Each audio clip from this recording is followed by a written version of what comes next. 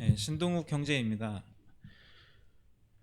벌써 2022년도 얼마 남지 않았고, 또 오늘의 그 수요 집회도 올해 또 마지막 집회가 되었습니다. 또 오늘의 말씀도 사무엘상 마지막 장인 31장을 나누고자 합니다. 먼저 사무엘상 31장을 함께 읽고 말씀을 나누도록 하겠습니다.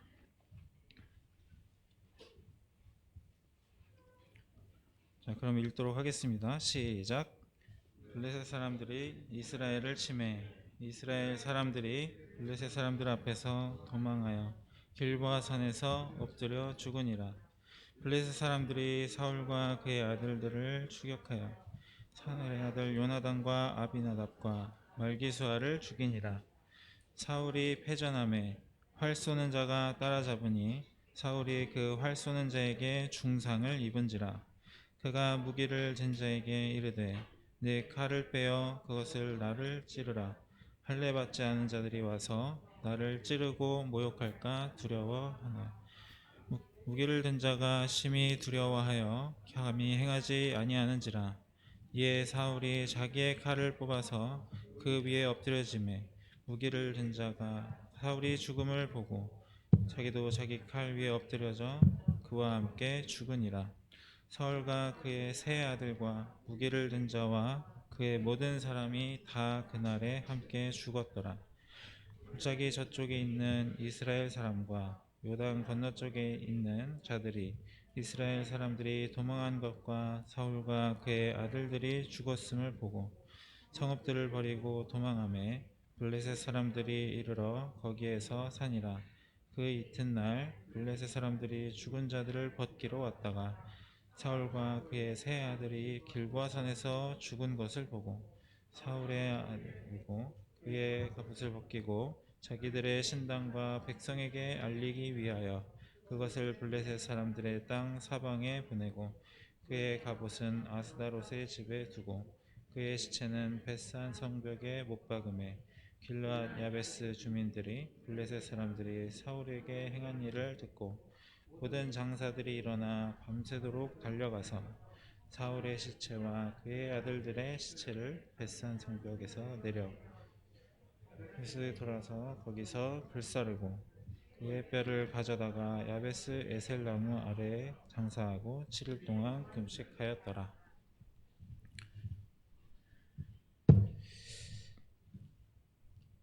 예. 사무엘상 31장은 앞서 읽으신 것과 같이 1절에서 6절까지 사울과 그의 아들들이 비참한 최후를 맞는 장면과 또 7절에서 13절과 같이 사울의 능욕과 야베스 사람들에 의해 장사되는 장면 두 가지로 구분이 됩니다. 그동안 사울은 하나님 앞에서 저지른 불순종함으로 하나님의 심판이 나타나는 내용을 보여줍니다. 31장에서 사울의 이스라엘과 블레셋과의 전투가 어떻게 벌어지는 것에 대해서는 자세한 설명을 보여주는 것이 아니라 블레셋에 의해 몰락하는 이스라엘 군대 그리고 사울 왕가의 비참한 최후를 간단 명료하게 말씀하고 있습니다. 31장 사울 왕가의 최후는 바로 앞전에 사무엘상 30장에서 다윗이 보여주었던 아말렉 전투에서의 승리하는 내용과 매우 대조가 되어서 더욱더 사울의 비참한 결과를 보여주고 있습니다. 또한 하나님과 마음이 합한 자였던 다윗과 하나님께 버림받은 자 사울의 행동들을 비교해 볼 때 이러한 차이가 극명한 차이를 볼 수 있습니다. 사실 사울은 집권 초기 11장 암몬 족속과의 전쟁의 승리로 통해서 일부 사울을 인정하지 않았던 세력들까지도 완벽하게 자신의 등에 업고 멋진 출발을 했었습니다. 사울은 그렇게 이스라엘 백성이 원했던 대로 주변 강대국과 같이 왕으로서 이스라엘을 잘 다스릴 수 있을 것만 같은 그런 왕으로 성장해 나아가는 듯 했습니다. 하지만 사울은 하나님이 세우신 왕이 아니라 이스라엘 백성이 세운 자였던 것만큼 하나님이 아닌 사람들의 눈치를 보는 왕이 되었습니다. 출발은 이렇게 좋았지만 마지막은 좋지 않았던 이 사울의 모습을 보면서 우리의 인생의 마무리도 아름다워야 함을 배우게 됩니다. 아름다운 인생의 마무리는 결국 인생을 살아가는 동안 얼마나 하나님과의 관계를 맺어왔는지 연결이 됩니다. 하나님과 관계를 맺는 인생을 살아왔다면 그 마무리도 아름답게 됩니다. 그렇지 못한 인생은 사울과 같은 비참한 결말을 맺게 됩니다. 그러면 제가 앞서 사무엘상 31장이 두 가지로 구분된다고 하였는데, 먼저 1절에서 6절까지의 말씀을 제가 다시 한번 읽고 말씀을 나누도록 하겠습니다.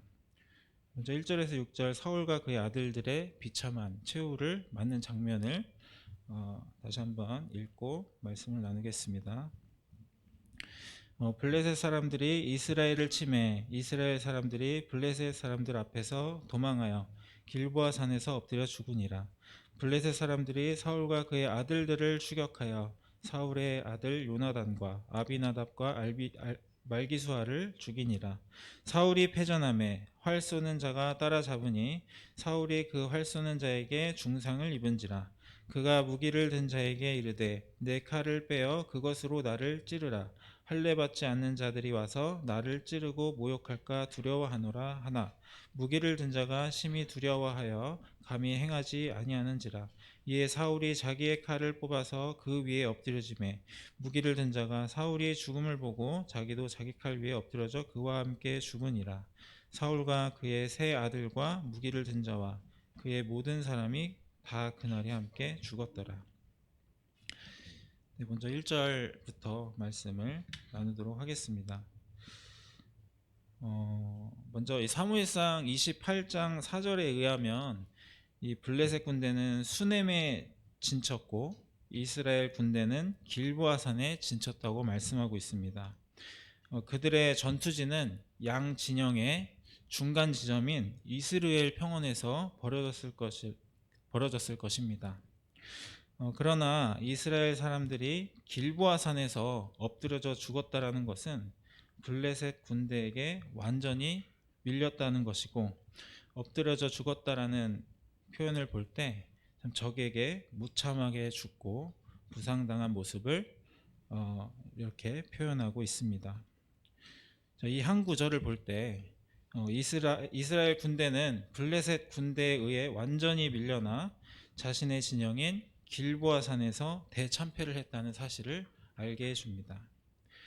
이스라엘의 대참패는 그동안 앞서 보았던 사무엘상 15장 11절 26절 등 하나님의 명령에 불순종하며 자기 생각대로 행동했던 일로 인하여서 이미 예견된 결과였습니다. 하나님께서는 사울이 왕이 됨을 허락하신 것에 대해서 후회하셨고 사울 왕을 버려서 왕이 되지 못하게 하신다는 뜻을 이미 밝히셨습니다. 다음으로 2절에서 4절 말씀을 나누도록 하겠습니다. 그래서 이제 중상을 입었다라고 나옵니다. 이제 활을 든 자에게 활에 맞아서 중상을 입었다고 말씀하고 있습니다. 여기서 중상을 나타내는 단어 야헬이라는 단어의 뜻에는 두 가지 뜻이 있다고 합니다. 근심하다 의미의 심히 근심하다라는 뜻이 있고 3절의 내용과 같이 다쳤다라는 뜻의 중상의 뜻이 있습니다.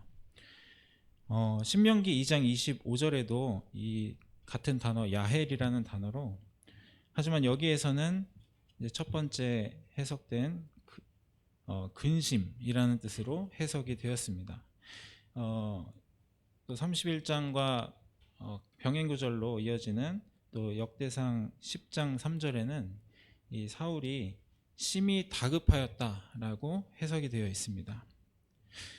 사울이 이와 같이 중상을 입었을 수도 있고 또 이스라엘 평원에서부터 후퇴하다가 길보아산에서 아들들과 많은 군사들이 죽는 과정에서 심히 다급했을 것도 사실입니다. 4절 말씀에 할례 받지 않은 자라는 것은 창세기 17장 9절에서 14절에 나온 대로 하나님께서 아브라함과 언약하실 때 그 언약의 징표로 할례를 명하셨습니다.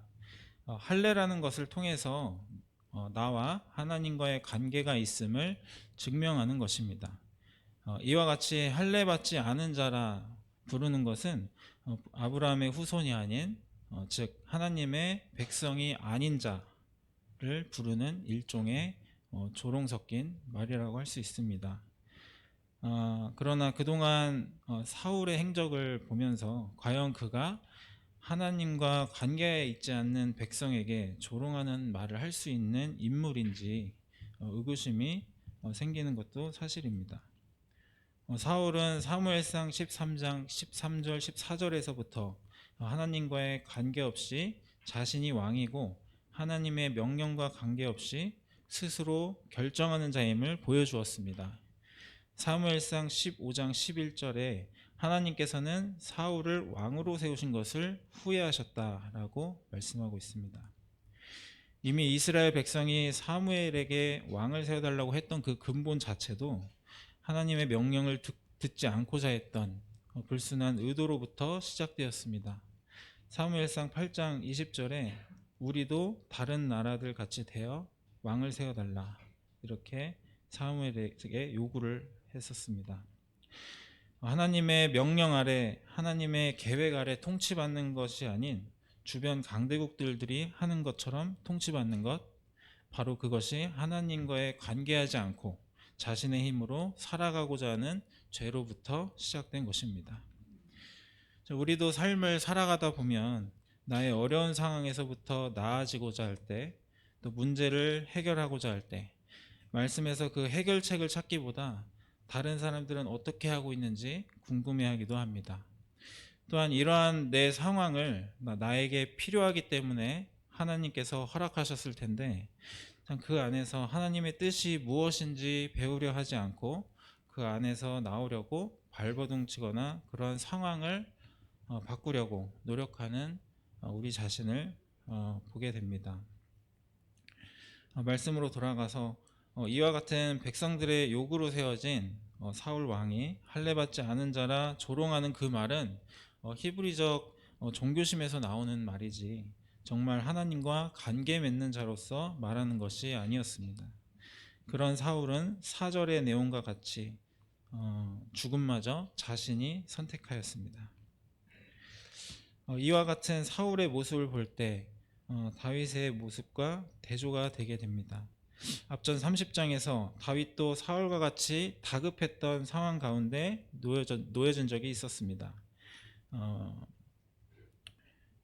블레셋 가드왕 아기스에게 신뢰를 얻었던 이 다윗이 자신의 동족 이스라엘 백성과 함께 싸우자는 제안을 받았을 때 다윗이 어려워하고 있는 동안 그들의 망명지였던 시글락에 있었던 아이들과 아내들을 아말렉 족속이 침략했던 사건이 있었습니다.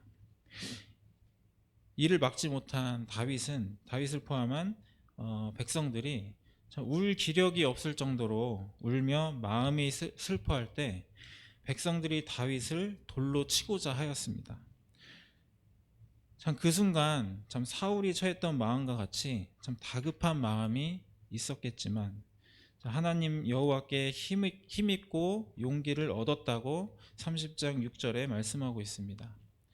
이에 다윗은 곧바로 하나님께 그 군대를 추격하면 따라잡을 수 있습니까? 라고 묻고 하나님께서 가라 말씀을 들은 이후에 결국 다시 자신의 백성들을 취하고 그들의 전리품들도 풍성하게 취하게 됩니다. 다윗은 마음이 어려울 때, 어려운 상황에 백성들이 자신을 치려고 하여 참 마음이 다급할 때에도 다윗은 자신의 능력으로 할 수 없는 상황에 비관하고 포기하지 않았습니다. 곧바로 하나님께 힘을 얻고 하나님께 엎드려 물었습니다. 자신이 할 수 없는 상황과 백성들에 의해 죽을 수도 있는 급박한 상황이었지만 하나님과 관계를 맺음으로써 상황을 해결해 나아갔습니다. 하지만 사울은 자신의 능력만을 의지했습니다. 자신의 능력 밖의 일이 일어나니 망연자실할 수밖에 없게 되었습니다. 결국 사울은 하나님께 있는 삶과 죽음의 문제에 대해서도 하나님의 주권이 아닌 자신의 주권으로 죽음을 맞이하게 되었습니다. 실제로 삶과 죽음이 하나님께 있다고 믿는 히브리인들에게 자살이라는 것은 흔치 않았던 것만큼 사울의 자살을 통해 참 비극한 결과를 보여주는 동시에 사울은 종교심은 있었지만 실제 하나님과의 관계에 있어서는 관심이 없었던 인물로 보여집니다. 이러한 사울의 모습을 보며 우리 삶 속에서도 하나님과의 관계는 뒷전이고 그동안 쌓여져 있던 교만한 지식이나 종교심으로 인해 사람들 앞에서 보여지는 모습에만 신경 쓰고 있지 않은가, 우리 자신을 돌아볼 필요가 있습니다. 나의 자존심을 내려놓기 싫어서, 내가 틀렸음을 인정하기 싫어서 내 삶의 주인이 나 자신이 아닌 바로 주님이라는 사실을 깨닫지 못한 채 살아간다면 삶의 끝에 사울과 같은 비극을 맞이할 수밖에 없을 것입니다. 내 안에 사울이 계속 살아가고 있다면 내 안에 사울을 죽여야 합니다. 사울이 아닌 다윗과 같은 삶을 살아가야 합니다. 과거 다윗은 자신의 생명을 위협하는 사울과 같은 자도 하나님께서 기름 부은 왕이셨기 때문에 죽일 수 없었다라고 말씀하고 있습니다. 사울을 죽일 수 있는 기회가 분명히 있었음에도 불구하고 다윗은 사울을 죽이지 않았습니다. 사울이 악령에 의해 힘들어하고 있을 때에도 다윗은 수금을 타며 사울을 보필을 했습니다. 그럼에도 불구하고 사울의 단창이 날아와 죽을 수도 있었지만 다음에도 또 그 자리에 가서 사울 왕을 위해 수금을 탔습니다.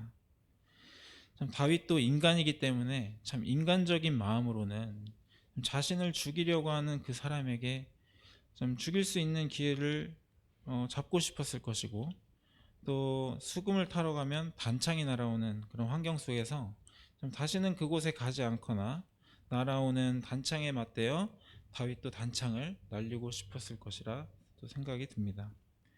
그러나 다윗은 그렇게 하지 않았습니다. 그렇게 하지 않음으로 해서 하나님께 순종하였습니다. 다시 말하면 하나님께 순종하기 위해서 사울을 죽이지 않았고 수금을 타러 갔습니다. 우리도 세상을 살아가다 보면 다윗과 같이 생명을 위협받는 상황은 아니겠지만 우리의 심령을 상하게 하는 그런 환경 속에 놓이게 될 때도 있습니다. 그러한 상황에 놓일 때 복수하고 싶기도 하고 좀 나를 힘들게 하는 사람이나 그런 상황을 생각하면 어떻게 그 상황에 나를 대변하거나 또 나를 힘들게 하는 그 사람에게 어떻게 복수할지, 어떤 나에게 유리한 상황으로 몰아갈지 계획하고 생각을 하게 됩니다. 다시는 그 사람을 보지 않으려 한다거나 대화를 시도하지 않다거나 최대한 관계를 맺지 않으려는 시도를 하게 됩니다. 그것이 나를 위한 것이고 나의 정신적인 건강을 위하는 것이라 생각하며 나를 위한 정당한 대처라고 생각을 합니다. 그러나 하나님께서 사울을 기름 부으신 것과 같이 하나님께서도 그 사람을, 나를 힘들게 하는 그 사람도 나에게 허락하셨습니다. 어려운 상황이 있다면 그 상황도 하나님께서 나에게 허락하셨습니다. 참 사울과 같이 참 어려운 상황 가운데 사무엘이 오지 않아 자기가 제사를 드린 것에 대해서도 아무리 합당한 이유가 있고 그 어려운 상황에서 빠져나왔다 할지라도 하나님과의 관계 맺는 것보다는 중요한 것은 아니었습니다. 참 우리는 사울과 같이 하려고 하고 또 사울의 입장이 이해가 되기도 합니다. 그러나 참 내 안에 살아있는 사울을 죽이고 하나님과 합한 자 다윗에게 교훈을 얻어야 합니다. 다윗이 사울을 피해 광야에서 10년이라는 시간을 보냈고 그 누구는 원수를 죽이고 그 시간을 아끼라 할 수 있겠지만 다윗은 하나님께 10년이라는 시간 동안 순종하며 하나님과의 관계를 맺을 수 있었습니다. 당장 내가 어려운 상황을 바꿀 수 있고 나를 어렵게 하는 사람과 논쟁하고 이겨서 그 흘러가는 시간을 아끼고 나의 정신적 행복을 얻을 수 있을지는 몰라도 하나님과 관계 맺는 그 시간은 잃어버리는 것입니다.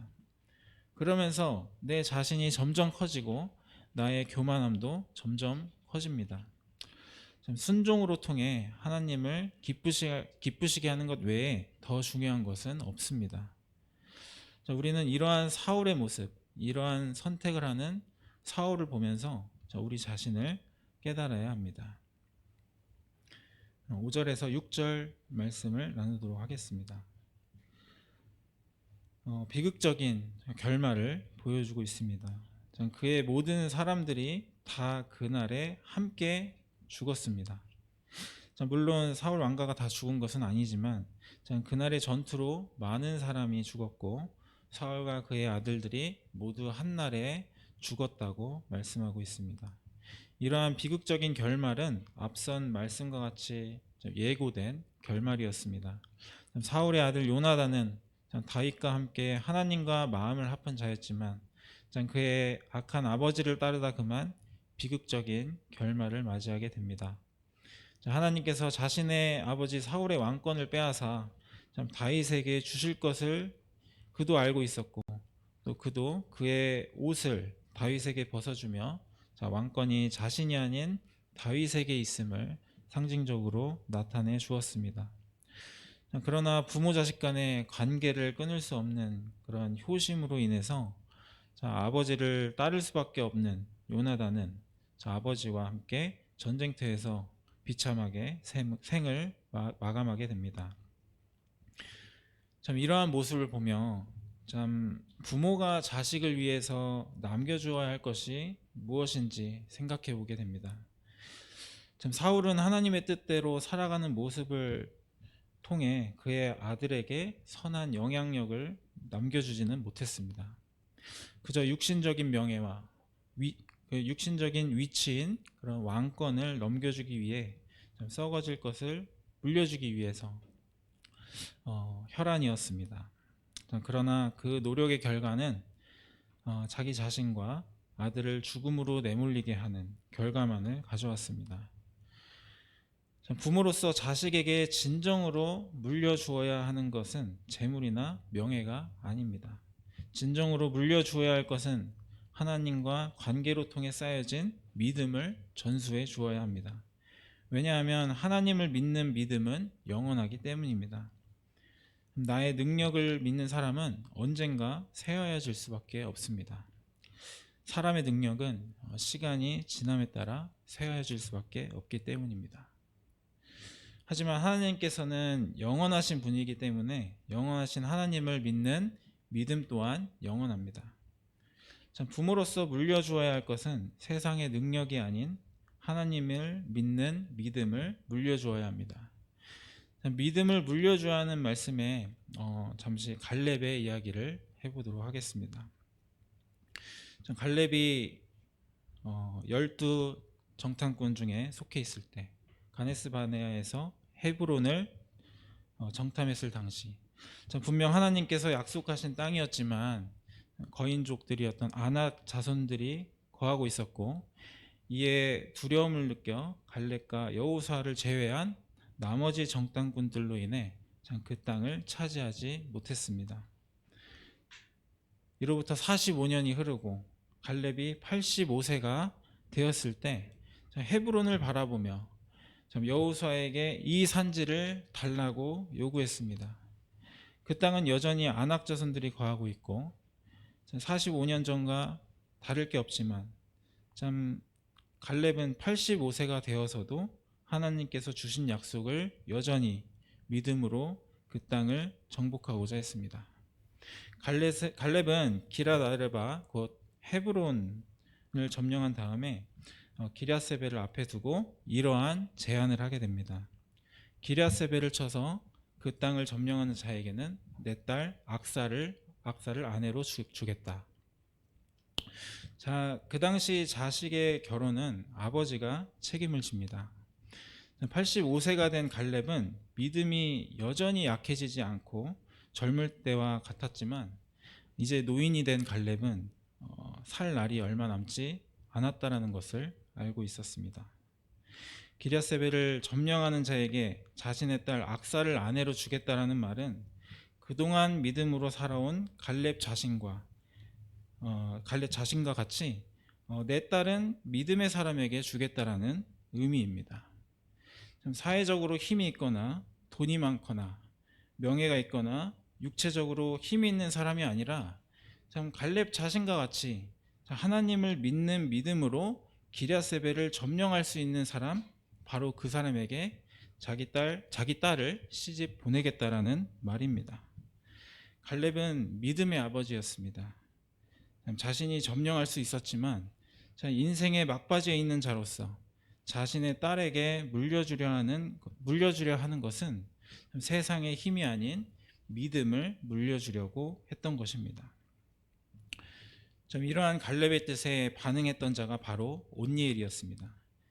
이러한 온니엘의 반응도 바로 하나님을 믿는 믿음으로 인한 반응이었고, 그는 기럇세벨을 쳐서 갈렙의 딸 악사를 자신의 아내로 취하게 되었습니다. 살 날이 이제 얼마 남지 않은 이 갈렙은 자신의 가문에게 남겨주고 싶었던 것은 바로 믿음이었습니다. 갈렙의 딸 악사도 아버지의 믿음에 보답하는 것인지 출가할 때 아버지 갈렙에게 샘물을 요구하였습니다. 어디든 물이 있어야 그 땅에서 정착해서 살아갈 수가 있습니다. 특별히 네겝 땅은 샘물이 있어야 살아갈 수가 있었습니다. 딸 악사가 샘을 요구한 것은 하나님이 약속하여 주신 이 땅에서 자기도 살아가겠다는 악사의 믿음을 보여주는 것입니다.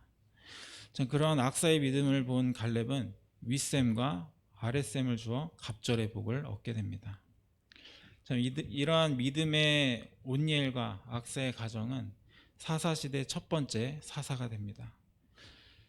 믿음을 유산으로 남기고자 했던 갈렙의 결단은 온니엘이라는 사사를 남겼고, 자신의 세대뿐만 아니라 그 다음 세대까지도 믿음이 이어지게 하는 장면을 볼 수가 있습니다.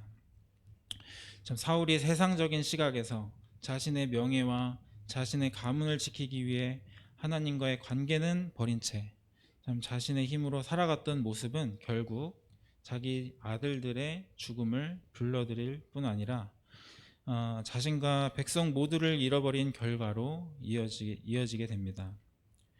우리의 모습에도 이와 같은 모습이 있지 않은가 경계하고, 또 부모로서 또는 리더로서 진정한 우리 자식과 또 후세와 이 나라에게 물려주어야 할 것은 하나님과의 관계 속에서 나타나는 모습과 믿음인 것입니다.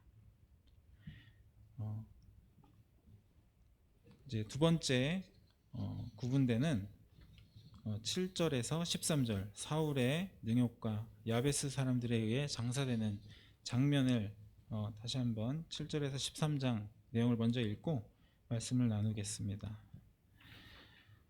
골짜기 저쪽에 있는 이스라엘 사람과 요단 건너쪽에 있는 자들이 이스라엘 사람들이 도망한 것과 사울과 그의 아들들이 죽었음을 보고 성읍들을 버리고 도망하며 블레셋 사람들이 이르러 거기에서 사니라.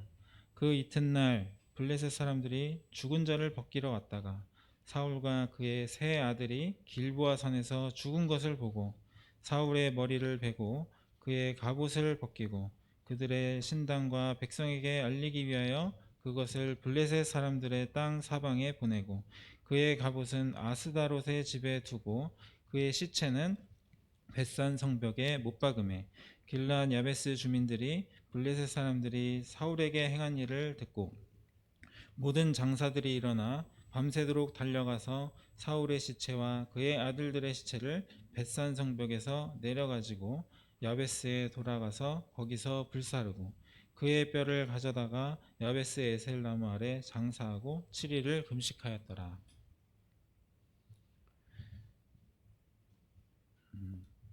7절에서 8절 중 8절 말씀을 보도록 하겠습니다. 죽은 자를 벗기러 왔다라고 나와 있는데 죽은 자를 벗기러 왔다라는 것은 전리품을 얻고자 왔다라는 말입니다. 참 당시 의복이 가장 가치 있었던 것만큼 벗기다라는 표현으로 통해서 전리품을 얻는다라는 의미입니다. 9절에서 10절 말씀의 내용을 나눠보도록 하겠습니다. 사울은 할례 받지 못한 자에게 모욕받지 않고자 스스로 목숨을 끊었습니다. 하지만 죽어서 모욕을 받았습니다. 블레셋 사람들은 자신들의 신에게 봉헌하고 백성에게 알리기 위해 사울의 머리를 베고 갑옷을 벗겨 그들의 땅 사방으로 보냈습니다. 머리가 없이 몸뚱이만 있는 사울의 몸은 벳산 성벽에 걸리게 되었습니다. 이는 그토록 모욕적인 죽음을 벗어나고자 했던 사울의 결과입니다. 성벽에 걸림으로 인하여서 자신뿐만 아니라 이스라엘 백성에 대한 수치심까지 안겨주었습니다. 이는 하나님의 말씀을 순종하지 않음으로 인해서 죽임 당하게 된 사울의 처참한 결과를 하나님께서는 이스라엘 백성에게 보여주셨습니다. 뿐만 아니라 하나님을 자신들의 왕으로 모시기를 거부했던 이스라엘 백성에게도 죄의 결과를 보여주는 하나님의 뜻이었습니다. 절체절명의 순간에도 하나님께 회개하지 않았던 사울의 모습을 보면서 생각해 보아야 합니다. 하나님께서는 회개하면 구원해 주십니다. 제 아무리 하나님께 일찍이 버림받은 사울이었어도 하나님께 모든 죄를 뉘우치고 길보아 산에서 부르짖었다면 하나님께서는 악인들의 손에서 건져주셨을 것입니다. 그러나 자신의 교만함으로 스스로 눈이 가리워져서 끝까지 회개하지 않는다면 그 끝은 결국 사망이며 그 사망은 사단의 기쁨과 승리를 안겨주는 치욕의 결과를 가져옵니다. 믿는 자로서의 실패는 오직 나만의 문제가 아닙니다. 믿는 공동체와 내가 믿고 따르는 하나님과 연결되어 있습니다. 실패로 인해 받아야 할 수치와 모욕은 나뿐만이 아닙니다. 교회와 하나님께서 받아야 할 결과가 됩니다. 이는 바꿔 이야기하면 악인들과 사단의 기쁨이 됩니다. 11절에서 13절 말씀을 나누도록 하겠습니다. 길르앗 야베스 주민들은 과거 사무엘상 11장의 내용과 같이 암몬 족속의 침공으로 어려움에 처해 있을 때 사울의 도움으로 인해 암몬 족속의 위험으로부터 구원을 받은 사실이 있습니다. 이를 기억하고 있는 길르앗 야베스 사람들은 사울에게 은혜 받은 그 은혜를 보답하기 위해서 블레셋 사람들에게 죽어서 능욕받고 있는 사울의 시체를 다시 취하기 위해 벳산으로 밤새 달려갔습니다. 길르앗 야베스에서 벳산까지의 거리는 거리로 치면 20km가 넘었다고 합니다. 그리고 산 넘고 물 넘어서 가게 되면 문자 그대로 밤을 새도록 가야 하는 길이었습니다. 그동안 사울과 그의 아들들의 그들은 이제 사울과 그들의 아들들의 시체를 취하기 위해서 아들들의 사울과 아들들의 시체를 취하고 야베스로 돌아가 장사하고 사울이 생전 에셀나무 아래 즐겨 앉았다고 하는데 그곳에 장사하고 7일을 금식함으로 그를 위한 애곡을 하였습니다. 비록 하나님 앞에서 버림받은 자였지만 사울 생전 받은 은혜를 그 은혜에 감사를 표하기 위해서 참 길르앗 야베스 사람들은 그러한 행동으로 참 그 은혜에 보답을 하였습니다. 베푼 사울의 감사를 표현하기 위해서 길르앗 야베스 사람들은 그러한 행동으로 그 은혜에 보답을 하였습니다. 그 사람이 선하던 악하던 받은 은혜와 선행에 대해서 감사를 표현하고 그를 축복하는 모습이 필요합니다. 참 우리는 그 감사할 것이 있어도 참 나에게 악하게 했다라는 이유로 감사하지 않고 받은 은혜가 있어도 참 그 은혜를 무시하고 있지 않은가 한번 돌아보게 됩니다. 참 우리는 하나님께서 참 씻을 수 없는 큰 죄를 좀 씻음으로 그 큰 은혜를 받았습니다. 그 무엇도 참 내가 하나님께 저지른 죄보다 더 큰 죄는 없을 것입니다. 하나님께 큰 은혜를 받았다면 그 누구에게도 용서하고 받은 은혜에 보답하고 감사해야 할 의무와 책무가 있습니다. 그러한 감사의 표현을 아낌없이 하는 것이 하나님께서 원하시는 뜻이라 분별이 됩니다. 이렇게 사무엘상 31장을 마무리하면서 그동안 사무엘상을 보며 가장 중요한 것은 바로 하나님과의 관계 맺는 삶이라고 좀 생각이 듭니다. 하나님과 관계 맺었던 사무엘과 다윗, 그렇지 못한 사울과 이스라엘 백성을 보면서 저는 다윗과 사울을 다루시는 하나님께 각자 어떻게 성장해가고 쇠해지는지 결과를 보게 됩니다. 다윗은 하나님과 관계 맺는 삶을 살면서 하나님의 다루심을 겸손하게 배워갔고, 사울은 자신의 능력을 믿으며 하나님의 다루심을 부정하며 관심 없이 살아갔습니다. 31장에서 하나님과 관계 맺지 않는 삶의 결과는 세 가지로 요약할 수 있습니다. 첫 번째, 자기 자신의 비참한 죽음입니다. 두 번째, 자기 자신뿐 아니라 자기 주변의 비참한 결과입니다. 사울뿐 아니라 사울의 아들들도 아버지를 따르다 죽음에 이르렀습니다. 요나단도 하나님의 뜻을 따르는 자였고 다윗과 마음을 함께한 자였지만 아버지라는 혈육관계를 끊지 못하고 비참한 죽음을 맞이했습니다. 믿음의 부모로서 후세에게 전달해 주어야 하는 것은 바로 하나님을 믿는 믿음인 것을 다시 한번 깨닫게 됩니다. 세 번째로 하나님과 관계 맺지 않음으로 인한 결과는 사단의 기쁨을 제공한다라는 것입니다. 하나님과 관계로 살아가는 삶이 아닌 자신의 능력으로 살아갔던 사울은 결국 이스라엘의 패배를 막지 못하고 그들의 이방신과 백성들에게 조롱과 봉헌 제물의 재료가 되었습니다. 이러한 사건으로 인해 이스라엘 전체의 수치가 되었고 유일하신 하나님께서 그들의 신에게 수치가 되었습니다. 이러한 결과는 결국 사단이 가장 원하는 것입니다. 참 교회가 참 세상에서 참 나약한 모습들을 보여주고 있음을 느끼게 됩니다. 그것은 바로 참 세상의 장애물이라 느끼는 그것을 하나님께 순종함으로 나아가야 하는데 나에게 주어진 어려운 상황 앞에서 하나님께 순종하는 것이 아니라 나의 힘과 나의 능력을 의지하고 나아가려고 하는 경향이 있습니다.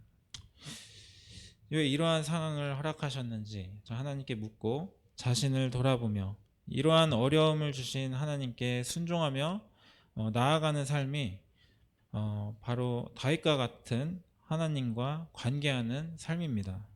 하지만 내 힘과 능력으로 나아가려 하다 보니 내가 바뀌려고 하는 것이 아니라 상황이나 환경을 바뀌기 원하는 자신을 발견하게 됩니다. 하나님께서 내가 바뀌기를 원하시고 나를 위해 참 어려운 상황들을 허락하시는데 하나님과 관계하지 않으며 그 어려움을 극복하려 하니 참 사울과 같은 삶을 살게 됩니다. 참 어려움 속에서 참 세상이 요구하는 힘, 또 세상에서 통할 만한 지식 등 참 여러 가지 수단과 방법으로 해결하려는 의지가 나를 교만하게 하고 참 하나님보다 높아지는 나를 발견하게 됩니다. 참 나의 교만과 자존심은 꺾이지 않고 모든 것을 내 중심대로만 생각하고 계획을 합니다. 하나님께 순종하려 하지 않고 하나님께 묻지 않는 자가 되어갑니다. 이러한 모습이 세상 사람들뿐만 아니라 믿는 그리스도인에게도 보여지게 되는데 하나님께서는 더 큰 어려움과 고난으로 심판하시고 교훈하십니다. 만일 내 자신이 어려움과 고난 가운데 있다면 바로 이때 다윗과 사울의 모습을 기억해야 합니다. 다윗은 하나님께서 기름 부으신 왕임을 기억하며 하나님께 순종하기 위해 사울에게 복종했습니다. 사울은 하나님과 관계하지 않고 자신의 힘, 능력을 의지하고 자기 마음대로 하기 위해 하나님께 순종하지 않았습니다. 하나님은 영원하시고 세상은 쇠퇴합니다. 사무엘상을 마무리하면서 이제 사울의 시대는 비극적으로 끝이 나고 다윗의 시대가 시작이 됩니다. 앞으로도 하나님께서는 다윗을 다루시고 늘 그래왔던 것처럼 다윗은 왕이 되어서도 하나님께 순종합니다. 사무엘상을 보며 하나님께 순종함으로 우리 자신과 교회, 세상, 또 다음 세대까지도 삶으로 선한 영향력을 줄 수 있는 교회가 되기를 소망합니다. 이상으로 기도하고 마치도록 하겠습니다.